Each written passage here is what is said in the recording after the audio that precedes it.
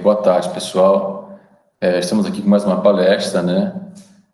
Nosso assunto dessa palestra é arqueação de navios, draft survey, e nosso palestrante, convidado, né? Aliás, a nossa palestrante é a professora Ana Lúcia Dornelles de Mello, né?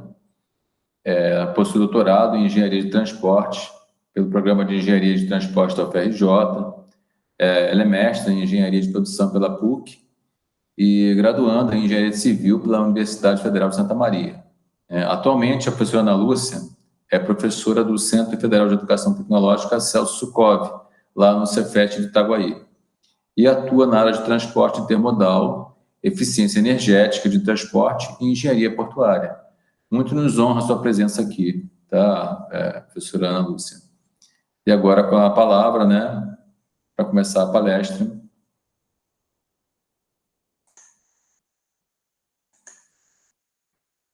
Tipo de atividade no meio acadêmico, é um momento de troca, é um momento de compartilhar conhecimento de fato, e o Marcelo me conhece há muito tempo nessa estrada acadêmica, eu me sinto muito feliz em poder participar e poder contribuir com o desenvolvimento dos alunos de um modo em geral. E o meu objetivo aqui é falar um pouquinho sobre a arqueação de navios. Na verdade, eu vou fazer uma pequena introdução, o assunto é bastante vasto, eu vou fazer uma pequena introdução sobre o assunto, tá? Então, eu vou começar porque nós já estamos atrasados, né, Marcelo? Tá certo? Tudo bem, você tem 40 minutos para falar. Então, tá ok. Então, vamos lá, vamos falar sobre arqueação de navios. Qual a importância da arqueação? Eu acho que nós sempre precisamos, tudo aquilo que nós estudamos, nós precisamos entender por que aquilo é importante, e porque isso nos leva a entender por que nós estamos fazendo aquilo e buscando aquele conhecimento, já que os conhecimentos, de um modo em geral, eles estão interligados. Então, quando nós projetamos um navio, nós também precisamos planejar e pensar como que esse projeto, esse produto vai ser utilizado. E nesse sentido que eu quero trazer aqui um pouquinho de reflexão sobre a importância na operação, e que essa importância, ela é consequência de muitas características de projeto, quando do projeto de navios. Então, olhando para o uso de um navio, né, quando nós vamos planejar a viagem, e é claro que é necessário fazer esse planejamento, da mesma maneira que navegar é preciso, planejar também é necessário.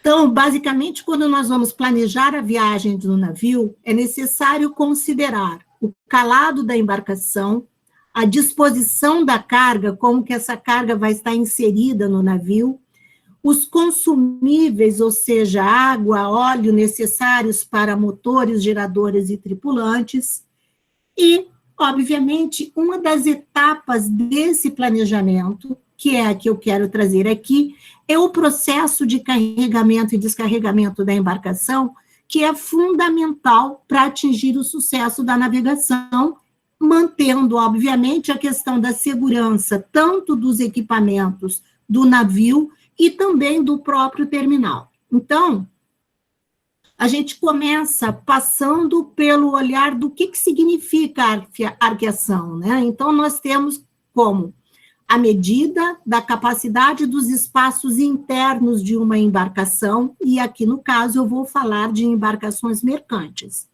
Ela também é usada para a atividade de se calcular o peso de uma carga a granel, partindo da leitura dos calados do navio. Em inglês, então, draft survey. Antes da gente ir propriamente para as características da arqueação e o processo de arqueação, eu quero falar para vocês, para nós unificarmos a nossa visão um pouquinho sobre os navios. Então, especificamente em relação a navios graneleiros, à medida que esses navios aumentaram de tamanho. Obviamente que a complexidade relacionada a este tamanho também aumentou, tanto do ponto de vista da complexidade nas operações portuárias e também nas operações de carga e descarga desses navios. Então, para vocês terem ideia, nos portos de Itaguaí, o navio que costuma operar aqui é um navio que tem uma dimensão entre o Capesize ou o Veloc. Aliás, o Veloc é o navio mais característico do porto do Maranhão. Então, só para a gente ter ideia dessas variações em relação aos comprimentos de navios. Então, a gente sabe que, por que a gente tem que olhar essa questão dessa escala econômica? Um navio precisa ser visto como um equipamento de alto valor, cujo retorno de investimento se dá quando está em operação. Então, o processo de operação de um navio, tanto nos portos, no carregamento, quanto na descarga, assim como na viagem, eles têm que ser o mais eficiente possível, que é para permitir esse ganho em escala a partir do momento que esses navios estão cada vez maiores. Mas à medida que os navios estão cada vez maiores, isso faz com que os navios apresentem mais características relacionadas a essas medidas. Então, a gente também tem que parar para pensar sobre a questão da flutuabilidade. A flutuabilidade, ela é uma característica importante, considerada no próprio projeto e na construção do navio e, obviamente, na operação. Então, a gente considera a flutuabilidade como a propriedade de um corpo permanecer na superfície de um líquido, e isso depende, obviamente, da igualdade entre o peso do corpo e o empuxo do líquido. O Arquimedes já nos disse isso. Então, tenho certeza que, principalmente vocês que são alunos da Naval, nós não estamos falando nenhuma novidade. Mas, poxa vida, por que isso é importante agora? Porque essas considerações são utilizadas, esses conceitos são utilizados lá na nossa definição de arqueação. A partir dessa flutuabilidade do navio, a gente precisa identificar os calados dos navios. Então, nas minhas aulas, eu sempre costumo brincar e chamar a atenção, porque nós ouvimos muitas vezes expressões errôneas, né? Chamando o calado do porto. Não, o porto não tem calado, o porto tem profundidade. A medida do porto é a profundidade. Mas o porto, a profundidade do porto, ela está projetada para um calado de um determinado navio de projeto. Bom, ok. Então, os calados são medidas dinâmicas do navio. Por quê? Porque o calado, ele é uma distância vertical entre a superfície da água, ou seja, entre a linha d'água e a parte mais baixa do navio, que nós chamamos de quilha. Normalmente, nós medimos calado avante, ou seja, na proa, a ré, ou seja, na popa, e a meia nau, ou seja, na metade do navio, tanto a boreste quanto a bombordo. Esses calados são referidos na prática como escalas que são pintadas no casco, e muitas vezes essas escalas estão fora das perpendiculares.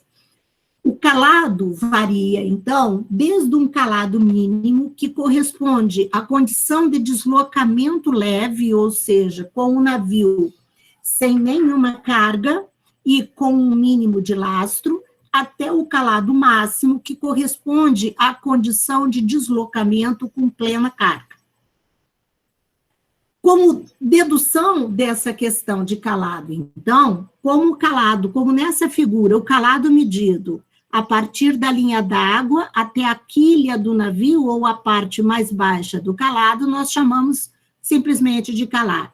A partir da linha d'água até a ponta mais alto de um navio, nós chamamos de calado aéreo. No carregamento, nós consideramos como calado aéreo, então, essa distância entre a tampa do porão e o carregador de navios. Ana, só um minutinho. Só te interrompendo um pouquinho. Você está apresentando alguma coisa? Eu, sim. É porque não está aparecendo para a gente aqui, não. Ah, sério? Não está aparecendo. Bom, então vamos ver aqui o que precisa fazer. Agora que eu falei na figura que você viu, né? Pois é, pensei que estava dando uma palestra assim, sem fazer. Bom, mas agora no momento, até agora foi tranquilo, mas no momento da imagem, ele está me dizendo que não é possível compartilhar a minha tela, porque... Não é possível. Você colocou apresentar agora? Sim. Deixa eu ver aqui. Aqui diz que todos podem compartilhar. Apresentar uma tela. Vou voltar, tá? E vou clicar aqui. Apresentar agora.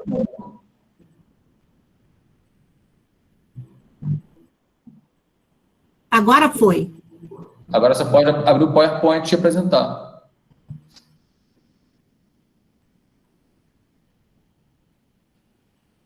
Isso.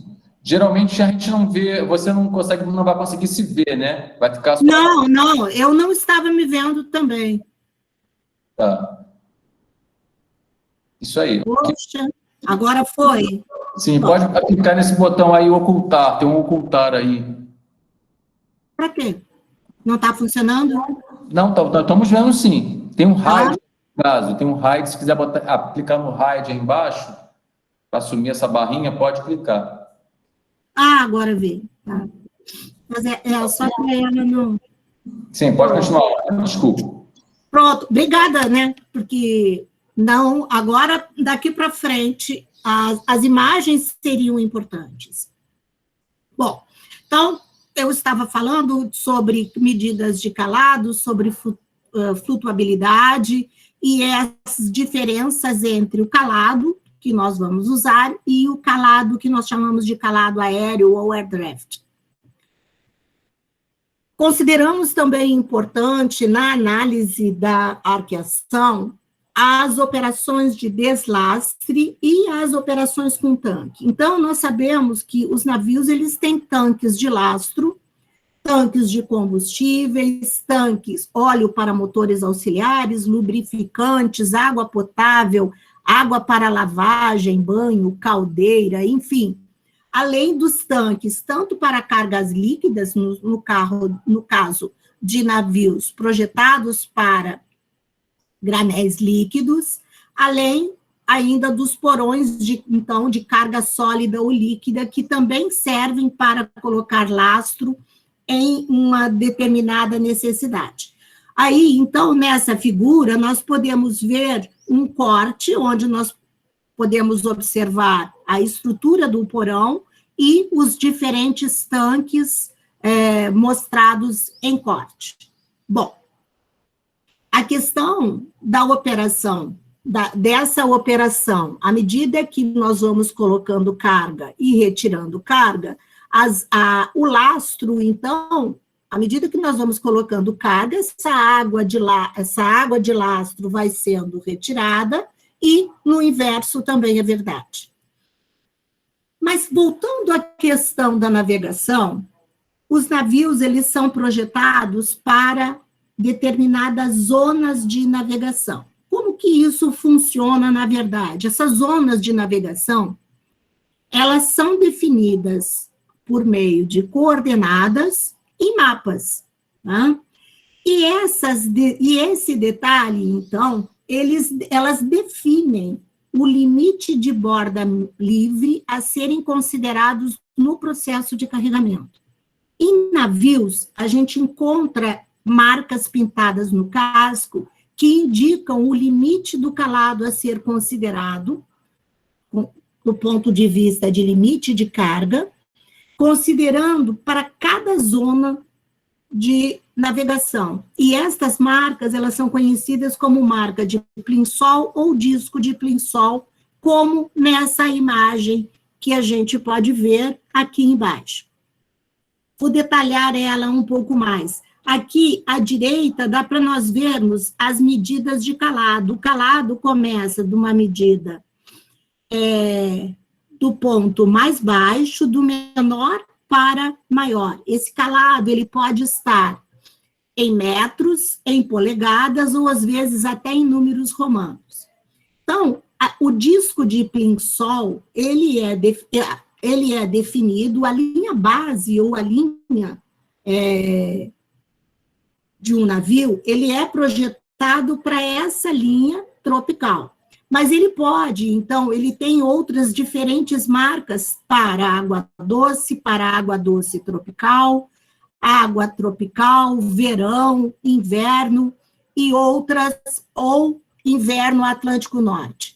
Ah, poxa, Ana, e qual a linha que nós consideramos para um navio que trafega em mais de uma linha, vai trafegar em mais de uma linha dessas? Nós vamos utilizar aquela que nos dá uma maior segurança, ou seja, a menor linha dessas, a menor linha como a linha limite para o carregamento.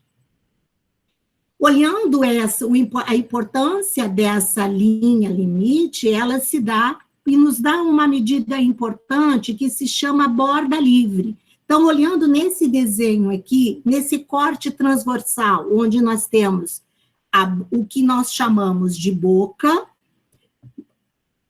moldada, são as dimensões internas, boca extrema, as larguras externas, o calado extremo e o calado considerado calado moldado.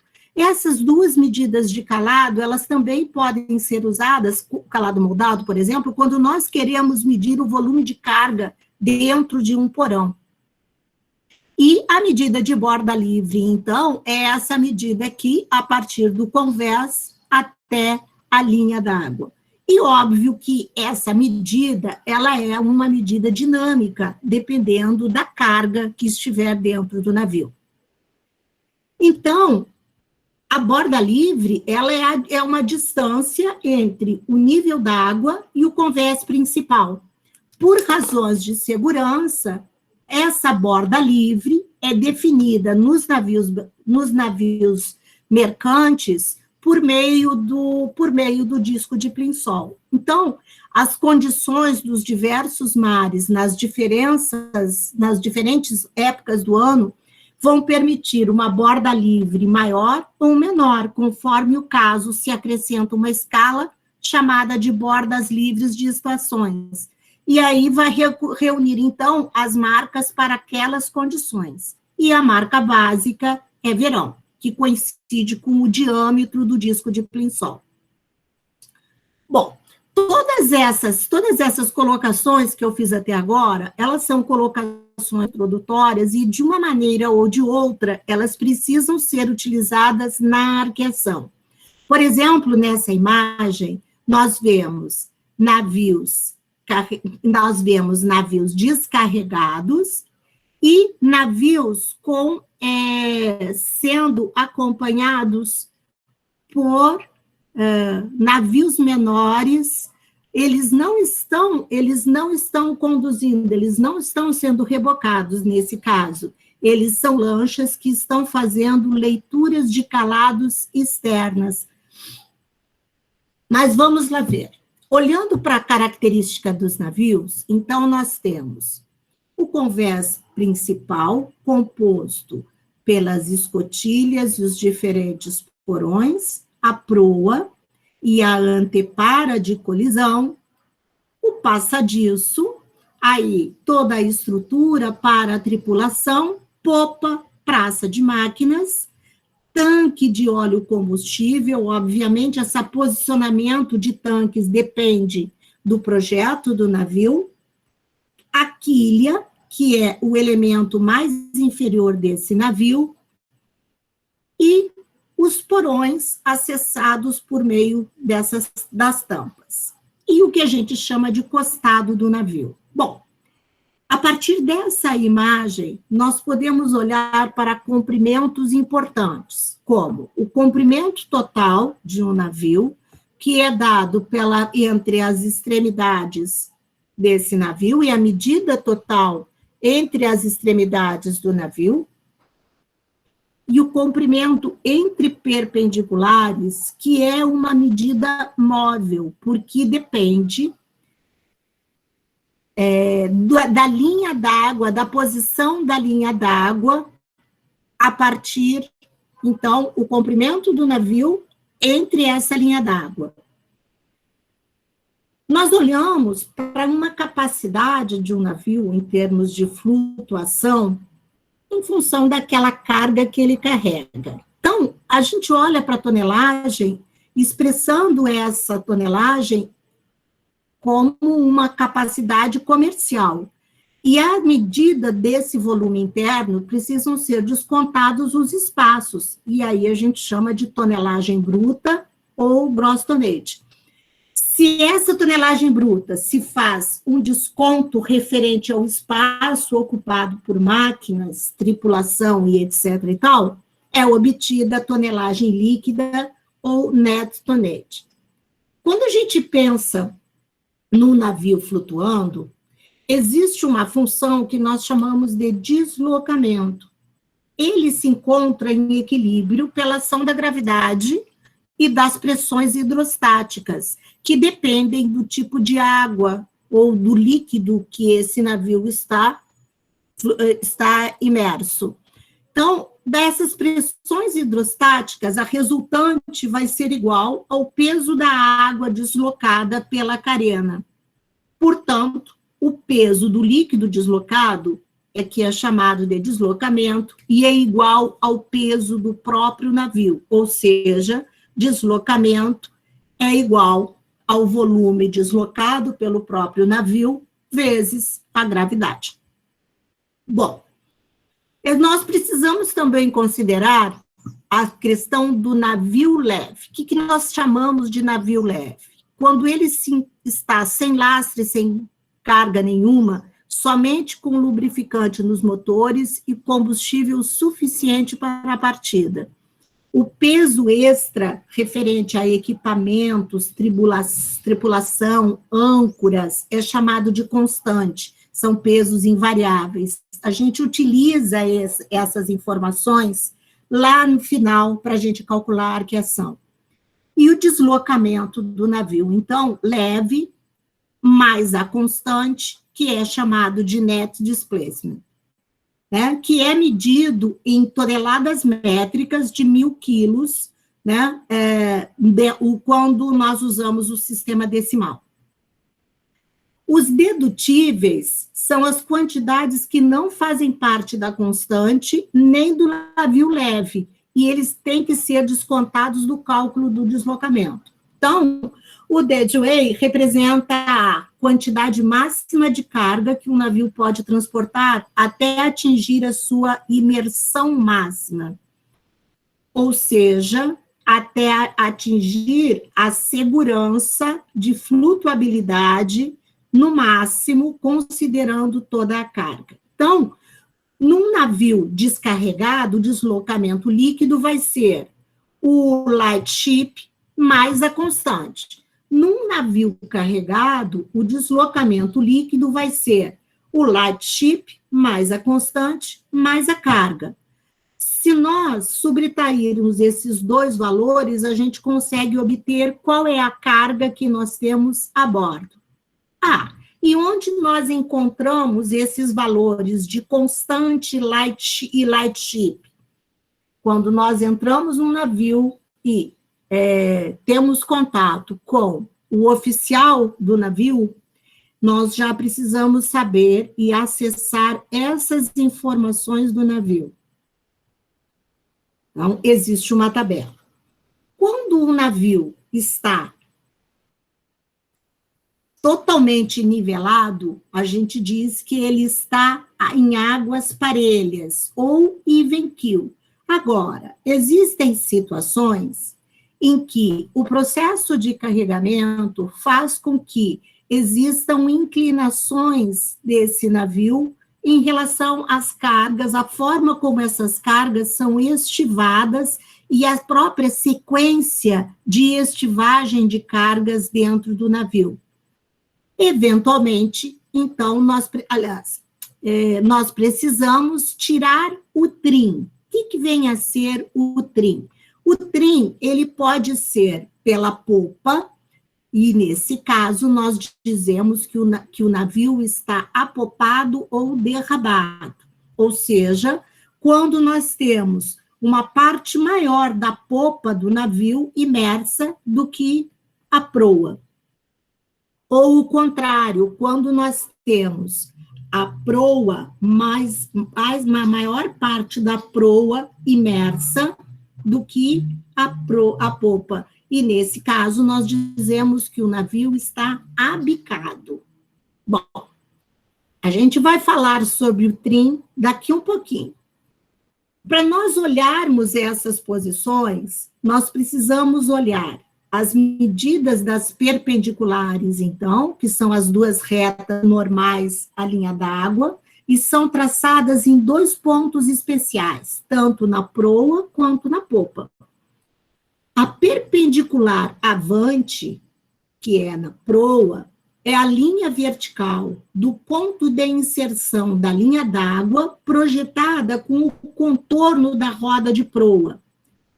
A diferença entre a perpendicular avante e o calado, a marca do calado, nos dá a posição avante. Existe uma marca também a ré, que ela é vista por meio da perpendicular a ré e da marca do calado.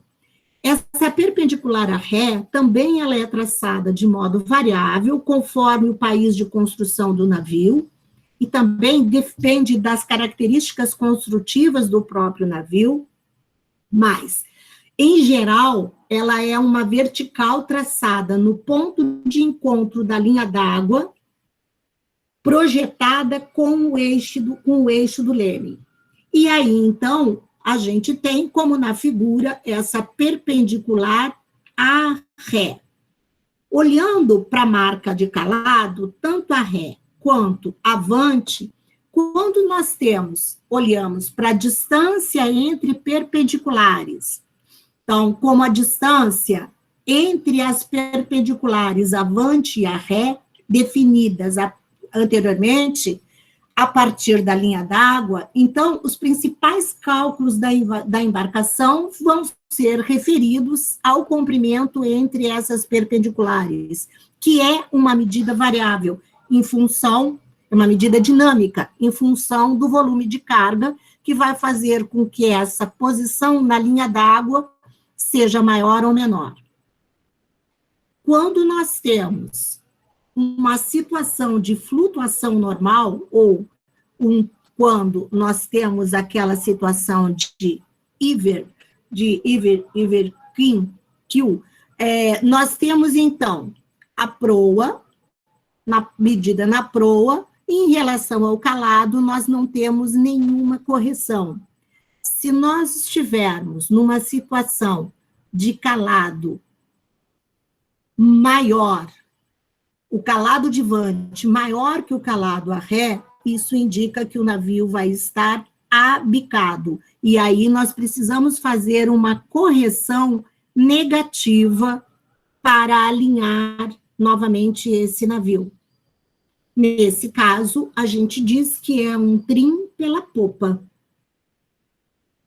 Por outro lado, se nós tivermos o calado a ré maior que o calado avante, isso vai indicar que o navio está derrabado. Nesse caso, o que nós precisamos fazer é uma correção positiva, de modo que nós chamamos que seria retirar o trim pela proa, de forma a nivelar esse navio. Para nós calcularmos o trim ou o compasso, nós calculamos fazendo a diferença entre o calado de Vant e o calado de Ré. Vejam só, o calado de Vant nós calculamos como o trim vezes a diferença de Vant. Essa diferença de Vant é entre a perpendicular e o calado. A distância entre perpendiculares menos a diferença de Vant mais a diferença de Ré. Essa diferença de Ré está também relacionada à medida entre o calado e a perpendicular de Ré. A correção de Ré segue a mesma lógica, só que o numerador aqui é a diferença de Ré. Nós também precisamos fazer a correção do meio. A correção do meio, nós também calculamos a medida no meio, vezes o trim, dividido pela relação entre o comprimento entre perpendiculares, menos essa diferença entre Vant e Ré, essa diferença em termos de calados entre antes e Ré. Qual é a importância disso? Na verdade, nós, no momento de prática, nós tiramos várias medidas, porque nós tanto tiramos a medida do lado do porto, do navio, quando está do lado do porto, quando também do navio, quando ele está do lado oposto, ou do lado do mar. E aí são feitas as médias desses calados, dessas medidas. Então, no navio sem deformação, a média das médias vai ser igual. O calado de meia nau vai ser igual ao calado médio, que é a média entre popa e proa. Mas devido aos esforços que o navio está submetido, ele vai sofrer uma flexão longitudinal, e ele pode ficar convexo ou pode ficar côncavo. Nesse caso, a média das médias, na verdade eu estou chamando de médias nas médias, mas a gente tem que calcular isso considerar isso como uma estrutura e uma posição de ponto de carga comparado com a carena, o ponto de carena do navio, o ponto de gravidade do navio, vai ser um número entre o calado médio e o calado meia nau. Então, essa é uma situação que nós temos um navio contral quebrado, ou seja, quando nós temos um volume de carga concentrado no meio, fazendo com que ele faça um momento fletor nesse sentido. Nesse caso, nós temos, então, essa medida, que é o calado médio, comparado com o calado a meia nau. Então, você tem o calado médio vai ser menor que a média das médias e vai ser menor que o calado a meia nau. Na outra situação, quando nós temos um momento em que nós podemos ter mais cargas nas pontas do que no meio do navio, então nós podemos ter uma situação de uma flexão inversa, e aí a gente diz que ele está alquebrado. Nesse caso, nós temos, então, um calado médio maior que o calado a meia nau, e a medida de equilíbrio vai ser a média dessas médias, deve ser um ponto intermediário entre essas duas medidas extremas. Muito bem. Para a primeira média, para a gente calcular essa média das médias, nós vamos considerar o calado médio mais o calado a meia nau, dividido por 2, deduzimos isso e calculamos a segunda média, que é o calado médio mais o calado meia nau sobre 2, que é a primeira média, mais o calado a meia nau divididos por 2. Deduzindo isso, nós chegamos à seguinte situação. Nós precisamos lembrar que o calado médio é o calado de Vant mais o calado de Ré sobre 2. Substituindo esses valores, então, nós conseguimos calcular a média das médias ou o ponto de equilíbrio para esse navio, que vai ser o calado de vante, mais o calado de ré, mais 6 vezes o calado a meia nau, dividido por 8, porque foi uma dedução das nossas fórmulas aqui. De posse, para o cálculo do deslocamento, então, de posse da média das médias, a gente pode obter o deslocamento que corresponde na tabela hidrostática.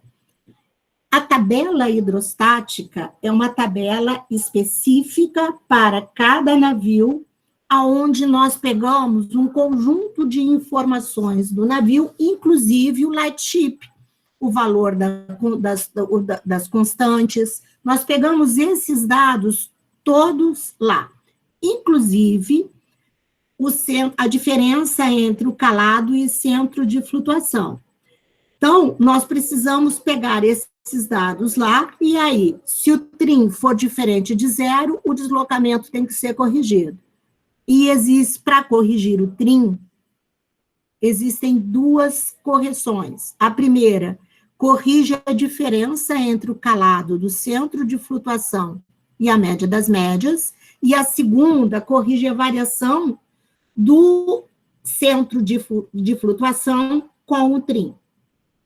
Aí, então, nesse caso, na primeira correção, nós usamos essa fórmula, e na segunda correção, nós usamos essa fórmula aqui. Bom,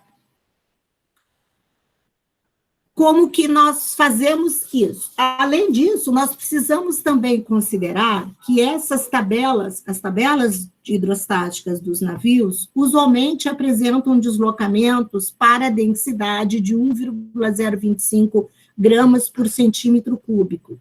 Mas a gente precisa considerar que existem locais em que a salinidade é maior ou menor. E aí, nesse caso, nós precisamos também corrigir o deslocamento de acordo com a densidade do local aonde esse navio está operando.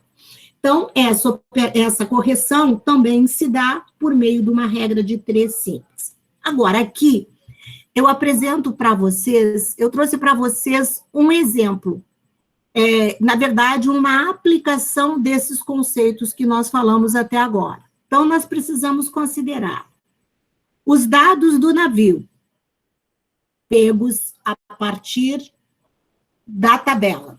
Então, da tabela construtiva do navio, o comprimento entre perpendiculares, o lightship, a diferença de vante, de ré e a meia nau. E o net displacement inicial, ou seja, nós já tínhamos aqui um valor de carga, já um deslocamento já nesse navio de carga. Aí nós fizemos uma leitura de calado, e aqui nós estamos considerando que já é a média de boreste e bombordo, ou seja, do lado do porto e do lado de mar. Então, consideramos na frente 17 metros, atrás 17,10, e no meio 17,10 também.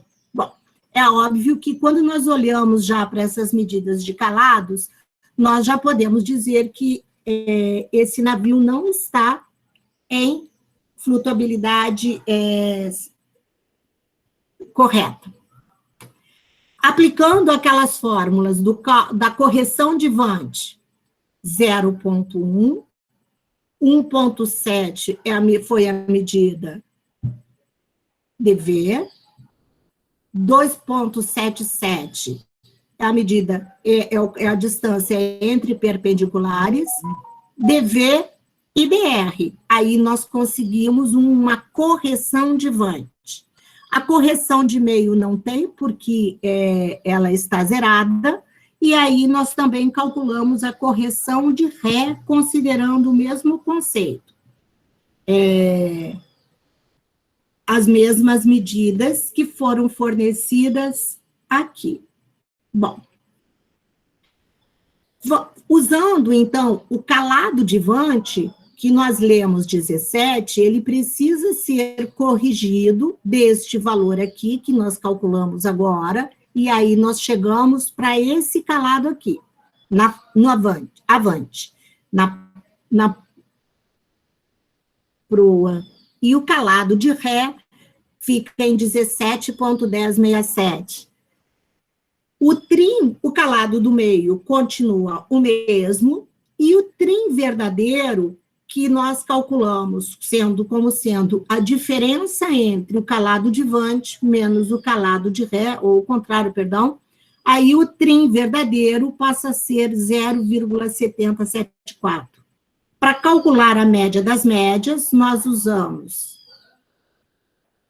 calado de Vant, calado de Ré, calado do meio, 6 vezes, divide por 8, média das médias. Ok. A partir de então, nós vamos lá para a tabela e nós identificamos na tabela que para um calado de 17,08, nós temos um displacement de 1,84925, tonelada por centímetro de imersão 115, e a distância longitudinal do centro de flutuação menos 1,5. São dados da tabela hidrostática do navio. Nesse caso, nós precisamos, então, interpolar o displacement, que ele precisa ser corrigido, porque o nosso calado era de 17,0883, a média das médias. Aí, interpolando isso, nós chegamos, então, a um displacement, considerando, após a interpolação, nesse valor aqui. E aí nós aplicamos aquelas correções. Então, a primeira correção, usamos esse conceito aqui, e a segunda correção, aplicando aquelas fórmulas, nós temos, então, condições, a partir daí, de calcular o deslocamento, ou seja, corrigir o deslocamento a partir do deslocamento inicial, menos as duas correções, nós chegamos a esse valor. Precisamos ainda corrigir em função da densidade, 1,023 sobre 1,025, o valor que nós tínhamos aqui para o deslocamento, e aí nós chegamos a esse valor. Para calcular o net displacement, nós também pegamos os valores dos consumíveis e a quantidade total de consumíveis. Deduzimos isso, então aí nós chegamos ao valor de quanto de carga nós ainda podemos carregar nesse navio a partir dessas medidas obtidas. Então, o cálculo final, a quantidade de carga que ainda falta para essa situação hipotética aqui, seria essa quantidade aqui. E era isso que eu tinha para trazer para vocês. Muito obrigado pela atenção. Eu quero pedir desculpas porque eu estou em processo de virar jacaré. Eu tomei a vacina ontem e eu juro para vocês que eu estou... Aqui estão as referências bibliográficas. E eu estou sentindo um pouco os sintomas